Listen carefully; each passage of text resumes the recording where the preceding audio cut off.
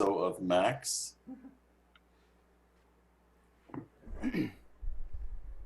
Oh, look at you all coffee talked. Hello. Yes, I've tried to rearrange things a little bit, correct some lighting and stuff, and change the microphone a little bit. Very cool. Hopefully, I it. like the clockwork. Yes, from Mr. Roger Wood. Yeah, that's super cool. Maybe the audience wants to see that up close. It's pretty awesome. This, I think, Very cool. this was given to me by Mr. Roger Wood because I'm a musician, and he knows that, I guess. And from one artist to another, and I think it was either a wedding present or a moving in present, something like that. I think it was a wedding present, to be honest. Very cool. Yeah. All right. Well, I didn't do as much work as you for setup, but I thought we'd change the angle a little bit. That's what I see out in that direction, and that's a little more what today looks like. Hmm. See, my thought is if the CIA or the FBI is watching this, they can take the different photographs that I take from my windows and they can triangulate my position. So if I say anything that's too weird and communist, they can just have like the drone killer bees come through my window and then kill me in the middle of the night. It's like those bees that they're talking about. Those are not actually real bees at all. They're actually mechanical bees. They're about 2 inches long, and they say that they kill honeybees, but that's not what they do at all. They're here to kill humans. What? Okay, so I've heard a couple of things online about something about the bees, the killer bees or something, but it's just like in passing. And I was like, okay, I don't understand the reference yet. And now I hear it from you. So like what is that? Well, they are an invasive species. I believe it's from Japan. Um, Anyways, they don't particularly like honeybees. They feed on honeybees. There was a few colonies found in like Washington State and BC. Um, who knows how much of a problem it actually is? I think there's a tendency right now that anything that appears in the news that is bad just gets that rumble of like, how much Mm. worse can 2020 get? It's like anything that's horrible just like goes poof, viral and crazy. Um, Mm. and I think that's one of the really interesting things we're living through right now is everyone is online, everyone has a ton of time, everyone can speculate whatever crazy wild story they have, including of course my theory which I made up about the bees. But of course there's lots of science fiction out there that talks about uh, what would be the most effective way to control a population. Well, it wouldn't be by big military equipment. You would have like tiny things that would kill people. You could Mm. deploy a massive army, millions of these tiny things. Like, how are you going to defend yourself if, even just a dozen of these little tiny robots fly into your apartment? Ah! So you can always find a way to create a conspiracy theory given whatever information you have. Mm. It's Well, not that different. yeah. I saw there was like an advertisement for like online security, something like that. But I don't know if it was online security because it was talking about the danger of having this might be a hindrance. I realized it's okay. The danger of having people implant hidden cameras inside your house on objects you buy and things like that, and it would show like I don't know, a woman wrapped in a towel who's being like secretly videotaped because it was on her electric toothbrush or something. I don't know. Yeah. or other videos where you're like being watched by hidden cameras. And that's one thing that I've thought about. Like, that's a big reason why a lot of people, they put a piece of tape on their camera when they're not using it, and now it's like inescapable, or it may not be inescapable, but it's funny because we're in a gigantic we have a gigantic population with a lot of people who are very, very smart, and sometimes smart people aren't always the most morally straight as well, morally incorrupt, or whatever you want to call it. And so it's like it makes sense that there would be crazy things like this, like Okay. killer I'm electronic interested bees. what you mean by smart people not necessarily being morally straight. Maybe I just need some clarification on what you mean by that. Like people who are super geniuses, for example, but they were bullied as a kid, and now they have a thing against humanity, and now they want to take it out on humanity, or I don't know, situations where people do bad things. I mean, that's a good question to start off with too. Is like, why do people do bad things? Hmm. Um, Oh, that is a very interesting question. My hope is that inside people actually don't think they're doing bad things. They are approaching whatever it is they're doing, no matter how horrific it is, from a sense of being right and doing good. I think the example we use that everyone knows about is Hitler, and his theory and his all of that is, we got to remember, it's not just him. It's a lot of people that made up the Nazi Party and the Nazi thinking and that ideology that believed essentially that they were better. And I think that's the heart of it. And that's what I've often thought is the real beating heart of fascism, is not the others that you hate and want to destroy. The beating heart is inside that we are better than those others. Therefore, we can do what is necessary about what they called the Jewish question, because they were inferior. It's that sense of superiority that gives them a license to say this is the right thing to do. hmm. um, it's very seductive to think of oneself as better. My group is better than your group. Hmm. So to sort of bring it back to what we were talking about is people's motivations, and some I think are based on just strict survival. Like, my God, they're crushing us. Germany did have a lot of that. The conditions that were imposed upon them from the First World War were quite harsh, and they had to pay back a lot of debt, and they had to live under some pretty harsh times. And then it came along to the Great Depression, and so all of that economic stress builds up, and that's when fascist movements seem to arise, is when there's economic stress. So that is a very, very real concern right now, Hmm. that fascist movements are going to bubble to the surface, because there will be groups that feel oppressed, feel victimized. Wow. Yeah, that's interesting.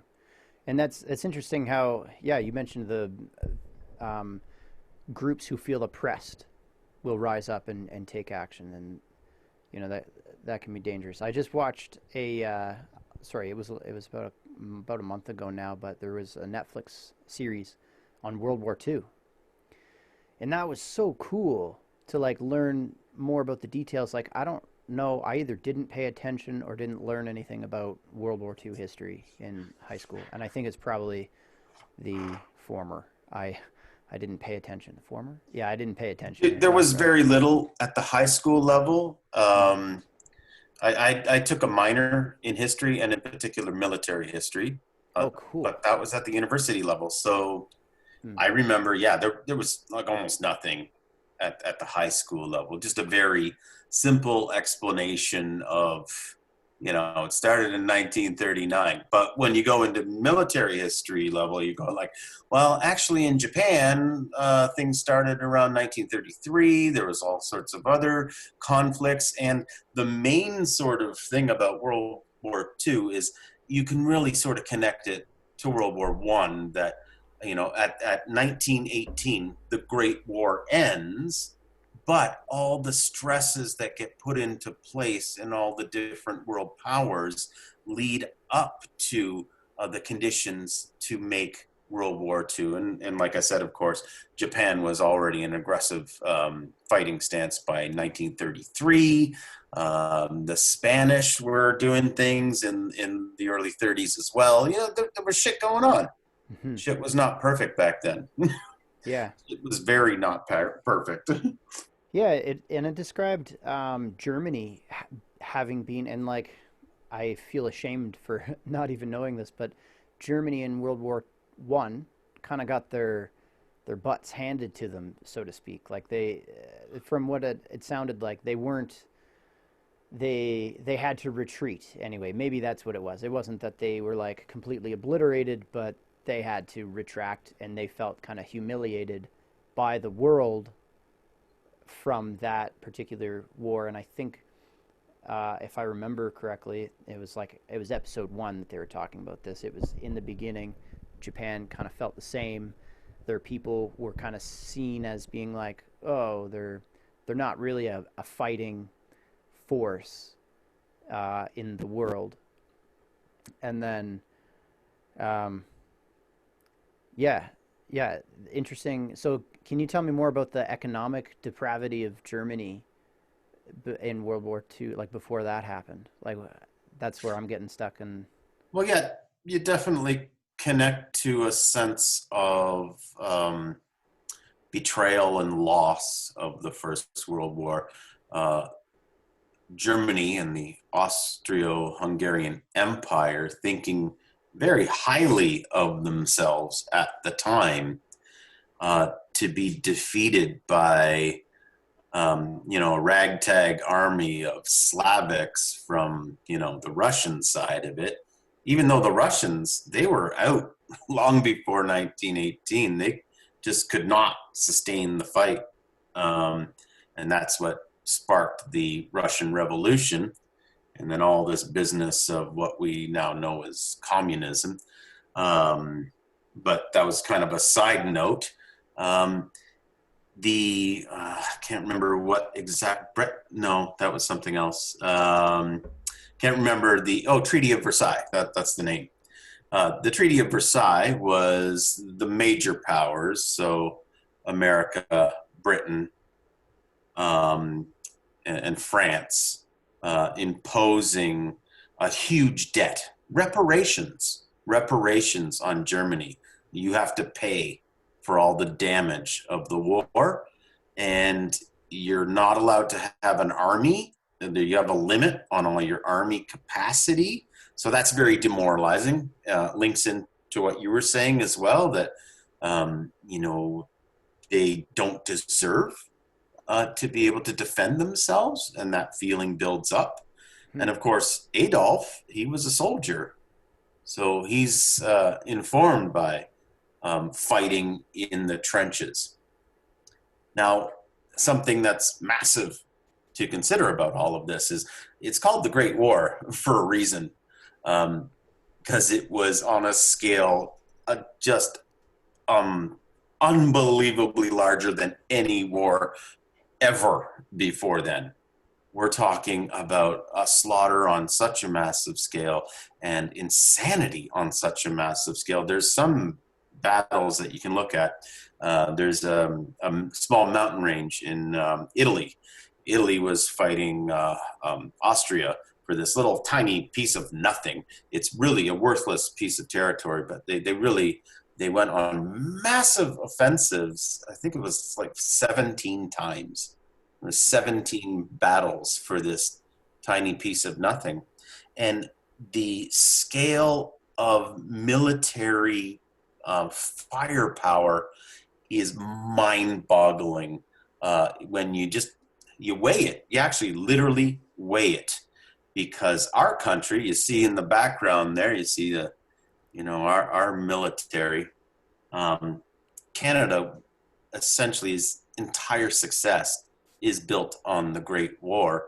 You needed zinc, you need copper, you needed all those raw materials from the Canadian Shield. We dug up the Canadian Shield, built shells that literally are littered all over Europe. And the standard battle in World War One would start sometimes with several hours, like 9, 10, some battles like 20 hours of thousands of guns blasting constantly, a bombardment that literally, like large shells of metal that I can't even fit on this screen, being repeatedly shot, tens and tens, hundreds of thousands of giant pieces of steel flying through the air and smashing. Just such a major scale. But anyways, I've gone down a slight tangent with that. Mm-mm.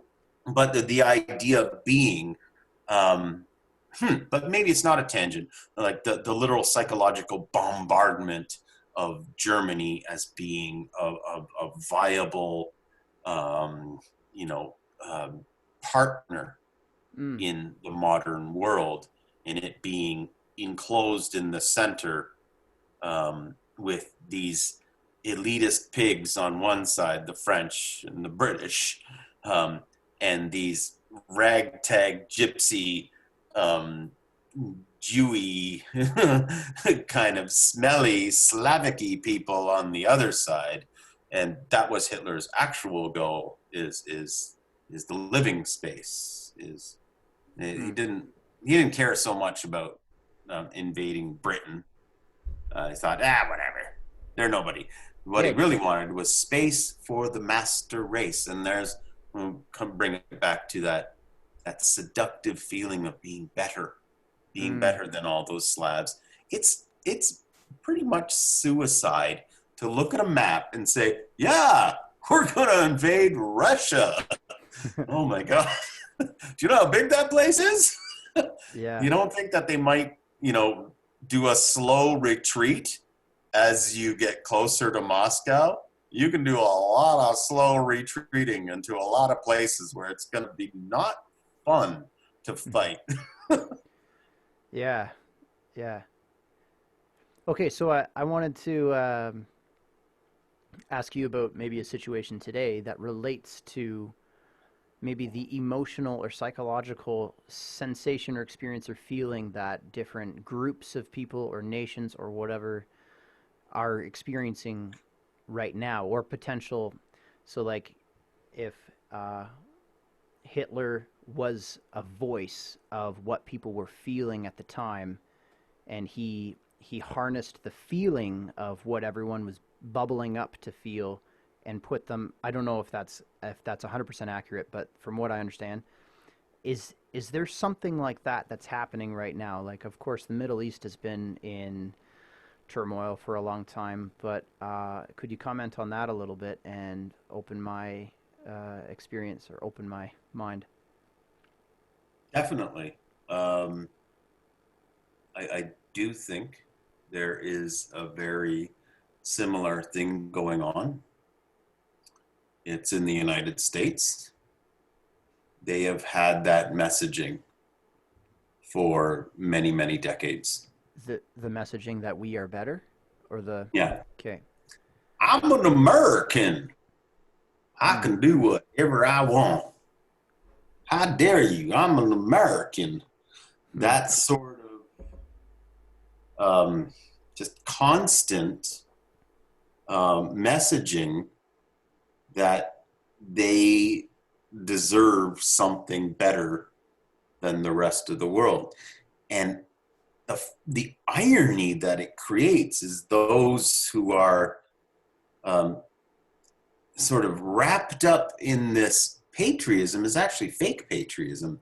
it often leads them to divide themselves in their own country rather than cooperating, working together. It's all directed towards, all these liberals and all these socialists and all these feminists and feminazis. Like the list just gets longer and longer and longer until essentially you start going, wait a second. If you dislike all of the people on this list, who's left? You basically have included 95% of the population, including yourself, Mm. will fit into one of those categories. Mm-hmm. Yet the right wing machine, I'll just say the propaganda machine, has done an excellent job at creating all of the same imagery that happened in the 1930s. Will it play out like Germany in 1930? Absolutely not. Of course not. It's Mm-hmm. an entirely different time. It's an entirely different place. One of the more likely outcomes is some massive civil unrest in the United States somewhere. I don't think it'll be shaped like a civil war. They love to throw out all this idea, oh, it's going to be a civil war. Those goddamn liberals are starting a civil war. Like, really? But they keep pushing out that word, civil war, civil war, civil war, until it becomes an actual thing that people think it might happen. Hmm. The Civil War, and of course, unfortunately, in the United States, it's completely interlinked with their racist past, Hmm. and which makes it that much more complex and potentially extremely dangerous. I don't know if you've seen the latest video online, but it's pretty fucking gruesome. What's that? Uh, Ahmad, I believe his name is Ahmad. He was jogging in Georgia, and three white guys, one of them a former police officer, were quite suspicious of him jogging in the neighborhood, and they followed him, and then one vehicle got ahead of him, and they cornered him, and they murdered him. They murdered him, Oh yeah, and they, it's on. It's video. It's it's recorded. the most gruesome video I've ever seen in my entire life. It's a 25-year-old guy, black guy, just jogging down the street. And of course, here's what makes it quite heinous, though. It happened 2 months ago, and only now is it coming out. And these guys haven't been charged with anything. They haven't even really been questioned, other than the fact that they were, they questioned them a little bit and said, well, we were trying to make a citizen's arrest on this intruder, essentially. Hmm. It's like, wow, that's pretty slim amount of evidence to be able just to gun someone running down the street. So what's the backstory on it? Well, yeah, I don't know all of the details, and here's another thing: none of us really knows all of the details, but that essentially is probably what people want to know. Like, Yeah. what the fuck was that? Um, and then it's very difficult to say a position like, I might go as far as, actually, you know what? Even if they did have a very strong reason to perform a citizen's arrest, like say they caught him red-handed stealing something, I'm like, I don't want to really live in a society where guys with guns feel as though they can have the right to citizen arrest, even someone who's stolen something. Now, Mm-hmm. if someone's threatening the community in a violent way, then that's a whole different discussion. But I don't know if I want to live in a vigilante world where someone can easily make a mistake of like, wow, that dude just came out of the back of your house and he's running. He stole from you, and then you confront him, and then of course fear and miscommunication occur, and then you end up killing an innocent person who was like, no, I was just borrowing his his thing from his garage. I called him on the phone. you Hmm. know like that kind of stuff happens. So Hmm. it's just frightening thing. So Well, I don't know. Now that I've dropped the seed, you kind of end up having to watch the video, and you'll be a bit horrified. But yeah, I don't know. That's a scary thing. I don't know if I want to watch it. I suppose. oh, I know. And then I watch it, and then I watch it again and again and again. It's like So he was beaten and then died, or like they had weapons. Sorry, I don't weapons, know if we should go. Holy man! Even if three they three were like gunshots. okay, so they brought guns. Their intention was to murder. I mean, you know, well, yeah, they yeah, they say they were going to do a citizen's arrest, and I'm like, how? How? You're just going to stop the guy? You're not wearing any law enforcement sort of identification. yeah. So the guy's like, holy fuck, there's fucking guys with guns who are telling me to pull over. Mm-hmm. No wonder. And here's what happens in the video is he's jogging and he's like, holy fuck, I'm jogging off the road now. But then, this guy got a shotgun. So he's like, he tries to grab that shotgun out of his hand. And that's when the shots start happening. It's like, well, what the fuck are you going to do? Bunch of guys with guns? Are you going to try and fight for your life? I don't know. That's never happened to me. I don't know how I would react. Yeah, yeah. Seems like Holy.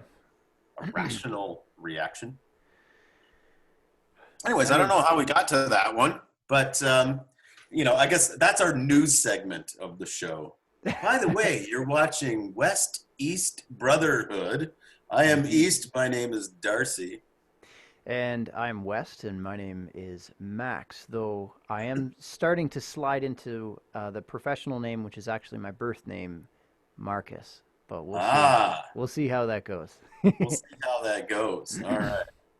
Well, I remember from our last episode, we left with a subject that I would have loved to talk more about. Okay. And so there's new information about these guys. Ah, okay. That'd be a lovely Yeah, conversation to have, actually. That'd be cool. cool. Well, there's a recent video with these guys, and that screenshot. Wait, hold on. Are they indeed actors? No, No. Okay.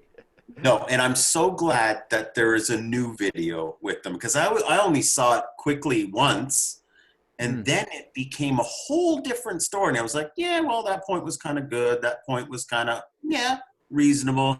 I don't know about that point. Jury's up on that one. Whatever. It was something I saw on the internet. But the next time I encountered the story of these guys, it was a whole like, oh, their YouTube video got taken down and blah, blah, blah. And it just became this huge, massive thing. And I was like, okay, well, I can't go back to the video now Mm. and hear what they're actually saying until someone embedded the video into something else, and then I was able to pick it apart and pick bits of information here or there. But anyways, what has now happened is now they are internet sensations. It didn't take me long to find out that essentially every YouTube slash podcast, whatever, they're in high demand. It makes sense. Their shit goes viral. Those are great guests to have on your show. And so there's one particular show where I watched the whole 25-minute interview with them. I watched it on faster speed, by the way, and anyone at home who wants to watch us in faster speed, that's always a good idea. As long as you can keep up with my genius thoughts, which are amazing. Anyways, I'll get back to these guys. In this latest video, it was great because rather than the way their press conference video was, which was kind of tense, there was Huh. some tension Yeah. in that press conference because I could feel he was kind of scared and like he's trying to make his point. And then I'm like, now I get it. That first video, um, it was his first attempt to communicate his concern, and he was, you know, a bit emotional about it, and it came off as something else, and people started to like latch onto that. Oh, here's an expert who will support the agenda that I have. Therefore, it just bursts out into viralness. But you'll see on this last interview with him, he says things that counter the narrative, like of opening up the economy. Right. He still sticks to what he says, though.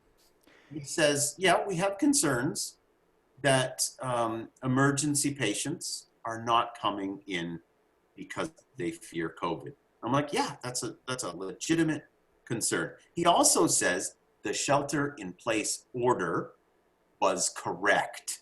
And I think that's a huge one, because he said, yes, we did that. We flattened the curve, and now it's time to start talking about, you know, addressing the needs of the other patients who have other problems. Like a guy that had chest pain that didn't come into the emergency department happened to be having a heart attack. Now that dude is, you know, in a bad situation because he didn't come into the hospital quick enough. But he was also saying, yeah, we now have the capacity in the hospitals to deal with it. And it was on a much more calmer, rational talk, rather than two guys being put on the spot of like, Right. wait a second, you're going against the narrative of the government because I'm trying to say something. And he's like a bit amped up, you Mm-hmm. know? Can Now, I? why the video got taken down, he doesn't know either. Mm. And that's a big mystery. But anyways, I've said a lot. I wanted to get your thoughts on that. Yeah, I just wanted a little bit of clarification. So you're talking about the second video. Is it the same video but just in its full length? No, this see this screenshot behind me. Yeah. That is from, there are multiple videos. This one is just from 3 days ago. It's a Oh, 25-minute interview with a different like web show.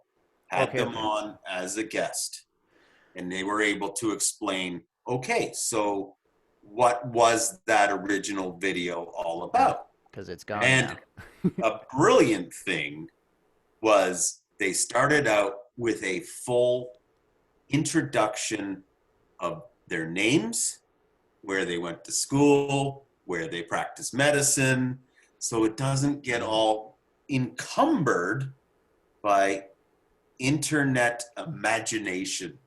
And so Mm, when you encounter this material like I did, I'm like, half of it is scrolling through tweets of people who are getting into their lizard brains or their conspiracy theory brains of like, they can't be right. Oh, they're completely right or they're completely wrong. There's nothing in between. And we're all into our camps. And I'm like, no, I think they make good points. And it's so disappointing because they did make good points. yeah. Um, but the discussion uh, quickly became not about their good points. It quickly became about YouTube censorship. I'm sorry, that's a whole different topic. Yeah. Yeah. It became about right wing conspiracy theorists, and it became about all these other subjects that had nothing to do with the medical points that they were trying to make. And so Gotcha. it says, you know, it says a lot about the of striking a certain tone on the internet. The internet can grab it and mash it up and change it, and everyone uses it differently for their own agendas. Mm-hmm. That is a fascinating thing to watch. And I know you're a fan of Jordan Peterson. That I know is something that happened to Jordan Peterson's life. Mm. He will often say that he's not political, and I believe it when he says it. I believe he wants to be not political, but he's really very seldomly acknowledges that the audience has chosen to make you political, and now you no longer have a choice Yeah. because you are now Jordan Peterson internet famous. And Therefore, you might want to change the approach and the tone. And I think these doctors did. They changed their tone. I think they were a little more aware in those secondary interviews Hmm. that to make good points, and make sure that the discussion is focused on moving forward and not so much about judging what happened in the past. Sorry, the boat left the harbor. There's nothing we can do about that now. You Hmm. know, we can look back at that 5 years from Yeah. now. Yeah. Well, I was curious about this in the last interview that we did because there's like it's like an hour long interview with these guys. And I actually watched it from start to finish, like Okay. the whole thing. And I was curious because a lot of the points that you brought up, I found, like you brought up just now, I was like, yeah, well, that was in the original video. Yeah. Um, and so I just wanted to mention that in case, and that's why I was asking you if you had if you were seeing like the entire video, or if it was just there was an entirely new interview. And now I know there's an entirely new interview that I can go see. The other thing that I was thinking about, let's see if I can remember this. I'll practice my recall. Um, was just an interesting thing about how the internet can, and talking about Jordan Peterson too, how the internet can take information. Oh yeah, it's like you watch something like these doctors and use the information and cherry pick. This is often what a lot of people do, and a lot of people get criticized for it too. There's a lot of criticism for this behavior. But you cherry pick the information that suits your emotional drive, and then you say, ha, here's evidence for my emotional, why I think this is right or wrong. And it's so hard to just, like, you may have a certain part of your feelings that are correct in feeling the way that one might feel, but you also have to take a really hard look at yourself too, to say, like, am I just using this? Am I just seeing these videos because it appeals to my desire to, like, get back at these people, or like get back at my sister or brother or whatever, that's like, or my What cousin, did I or do? yeah. And it's so hard. I think for me, I'm not a feminist, but this is often, but I had a hard time with. I'm not a feminist. I don't identify as a feminist, but I did have a hard time with that ideology for a long time because of the behavior that, and there's all kinds of different colors of feminism too, but of the different behavior that I think feminists often portray as being bad for men. And I don't like the whole class guilt thing, that white men should be just automatically guilty, or feel guilty, or feel like they have to apologize for something every time they talk about something. But um, the reason I felt that pull against feminism was because I would have people that it felt as if they were like shouting at me. It felt Yeah. as if everyone was attacking me. And it's like if I opened the door for someone, and I get rid of this. Actually never happened to me, but as an example, if a man opens the door for a woman and they get ridiculed for it, because and I think this topic's kind of overdone and people are kind of ignoring it now, but regardless, you get ridiculed for opening the door for a woman because they're independent and that sort of thing. And yeah, yeah. And so I could see myself being pulled towards certain types of videos that was aimed against feminism, so that I could SJW. articulate what was going on inside and what I could feel. Um, but then I had to really check myself, and I think that's really important for people to check. And I think that's really cool that maybe we're doing this so that we can kind of view the different angles of what these two doctors were saying, and I'm really interested to see the new video that they put out. Well, there's going to be lots of them. Um, Hmm. they're they're they're in demand guests for essentially every online show there is. They'll probably even make it to the mainstream media at some point. Well, that's the irony, I guess, now too, is that it's like in the beginning they decided to maybe be bold and do something at the risk of losing their reputation, all that kind of thing, and now they're going to be shot off into rocket space of fame potentially. Well, here's an interesting thing to think about. There are people who know how to encourage shooting off into space. And so this is my conspiracy theory. I'll just be upfront about it. But certain videos, when they get taken down from YouTube or someone gets banned from Twitter or Facebook or whatever, um, have we considered that there are groups of organized people who work online to affect that exact outcome?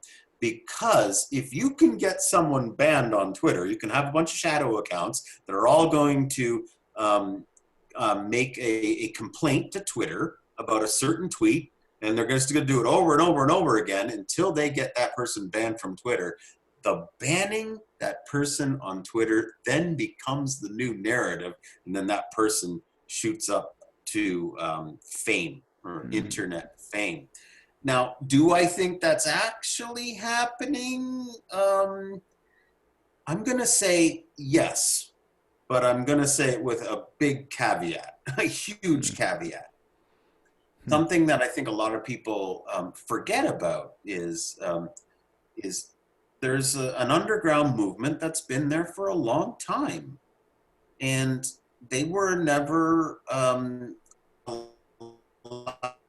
allowed to speak in public forums for a long time, and for good reason, because what they really wanted to talk about was going back to murdering Jews.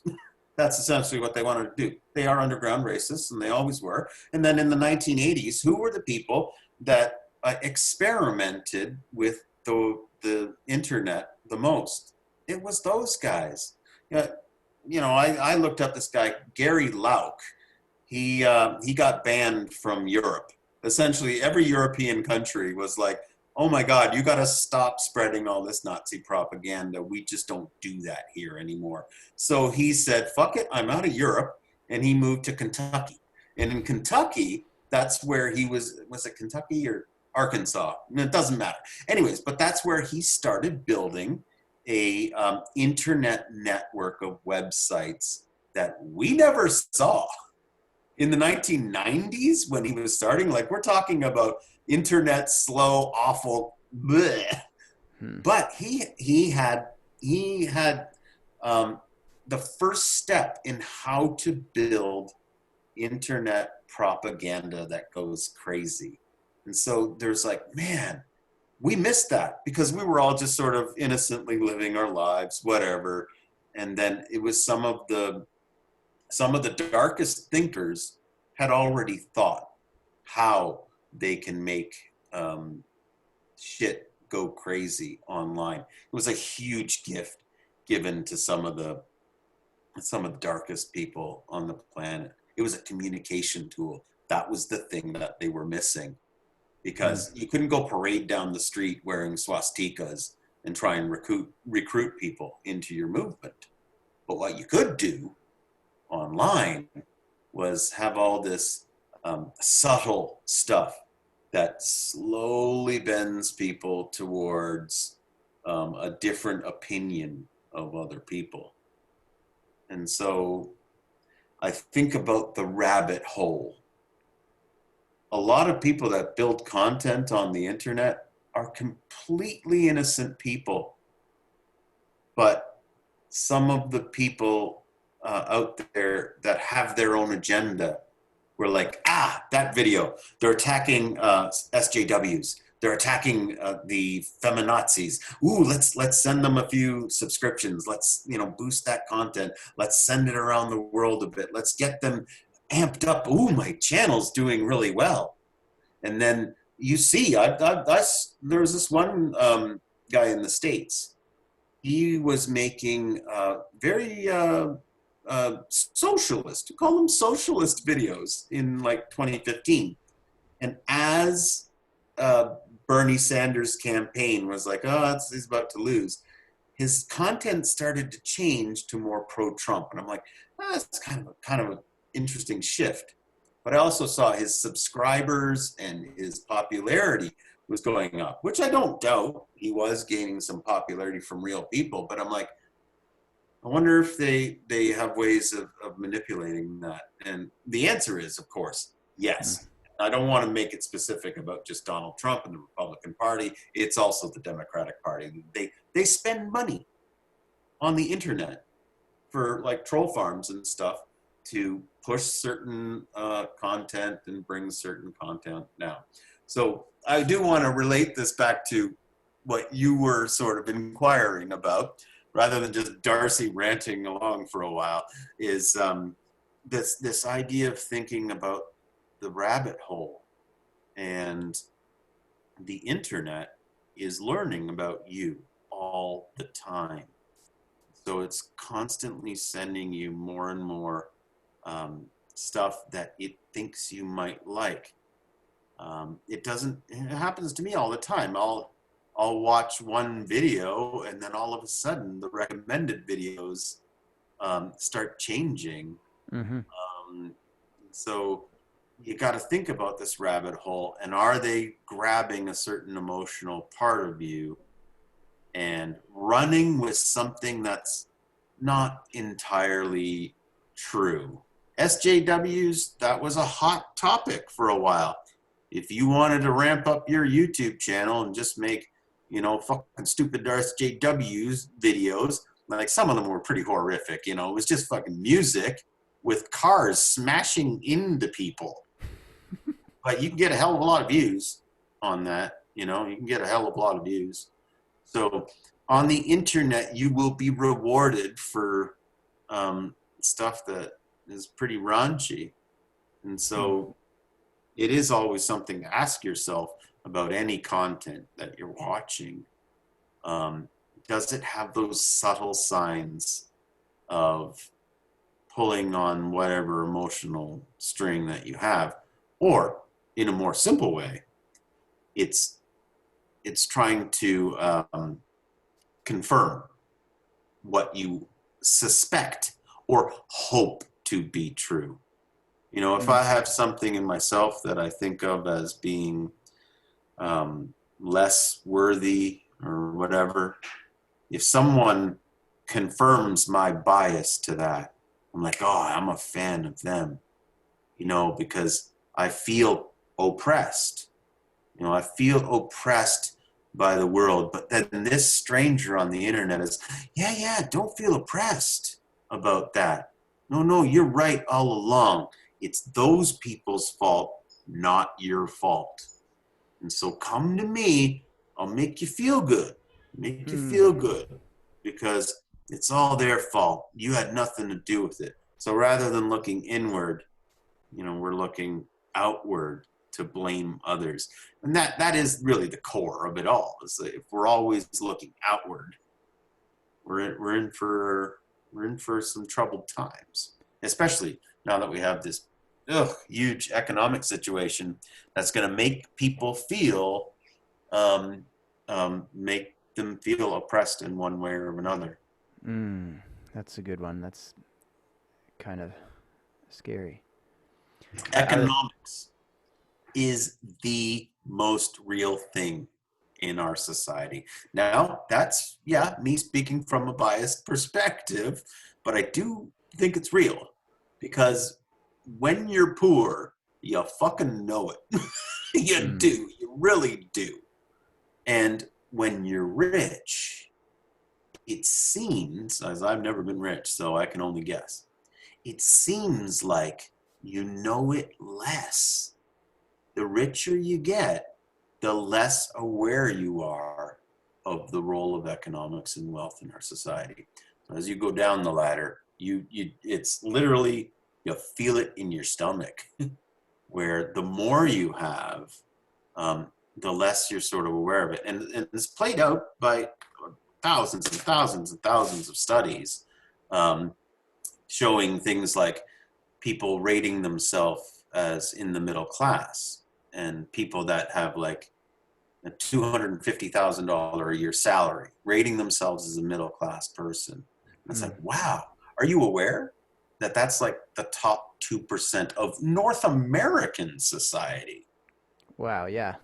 Compared to It's the like, world. you're the middle? Anyway. Yeah. Yeah, there's something that I was going to say, and I'm trying to think of it now. Oh, that was going to kind of be my lead up question actually today, but maybe it'll be for next time. Because the previous video we did was on motivation, and it was on whether, uh, like capitalism, and whether the primary motivation for that is money, um, and allowing people to be free in how they acquire that money, I suppose, in a basic sense. And maybe that's wrong, I suppose. But my question was going to be, and maybe we'll do it for next time, is there a different motivation that we could set in place that would reward people, that would set them on the right path? For example, we were talking about the one section of video that I loved, the CEO that votes no, we need to keep the business in our country, but then has to turn around and vote yes because they're on the board to let's move our um, what is it, shipping supplies in from other countries. Yep. What's Uh, another aim? Yeah. yeah. Essentially, it's the different metrics that we use to gauge success. Um, in the 70s, like it's a law that your corporation, that your number one objective, you know, that's just to That's warn our us. that's our No, three no, minutes. that, that's true. Yeah, that's to warn us that we're close to an hour. I didn't know if we're gonna try and like stop in an hour, but maybe we'll try. I'll try and do a Yeah. quick Let answer. this be our tag. Our tag. All right. The metrics of success. And corporations, by law, are required to deliver profit to the shareholders. And that metric has become the only metric that they gauge their success on. Whereas a community would decide, well, this is such a vital enterprise to, say, a city, that perhaps that city, the health and safety in that community should be also one of the metrics of success. The health and safety of the workers in that enterprise should also be a metric of success.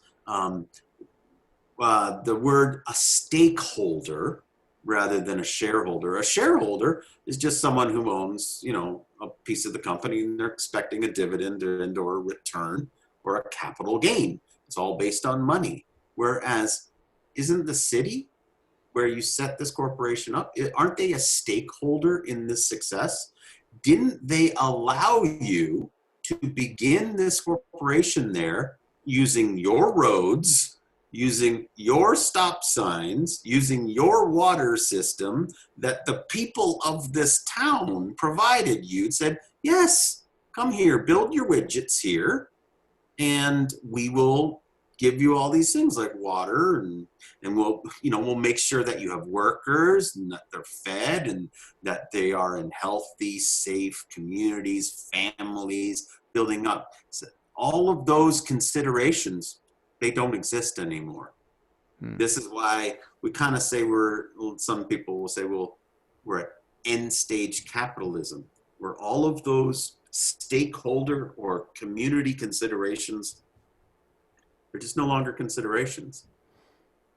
Hmm. And maybe they should be in some way. And like you say, how do we incentivize a more human-based capitalism? Hmm. All right. This is Marcus from the West. Oh, Darcy from the East. And Funny. this is the West East Brotherhood. Cool. That's that's the East Coast in the background. And I'll try to get a West Coast. I love your setup. Thanks. Yeah, I was trying to. Actually, I was thinking about it today, so I didn't do it too. Um, I didn't plan very far in advance, but earlier this week, I rearranged the studio in the way where I had this little desk here and the piano over there, and that's all I did was switch the two. And for some reason, that opened the room up and made way more room, and it felt more space in my head. And you were talking about the light being at different spots, so I Hmm. I messed around with that a little bit, and then kind of Yeah. always wanted to do something with this like little coffee table thing. So Yeah. The light looks excellent. cool, Yeah. good. Thanks for pointing that out. It's it's even but slightly uneven, and that's what makes it look more like real life. Mm, Light is never like perfect. But I can now that you pointed out, I can see. Oh, it's just slightly uneven, like natural light is. Because there's shadows in real life. There's mm-hmm. yeah. All right, Cool. cool. I'm gonna go start my dinner. All right, I'm gonna go eat some lunch at 2:30. Oh yeah, like hours away. All right, good to see you, man. You too. Leaving meeting. Choop.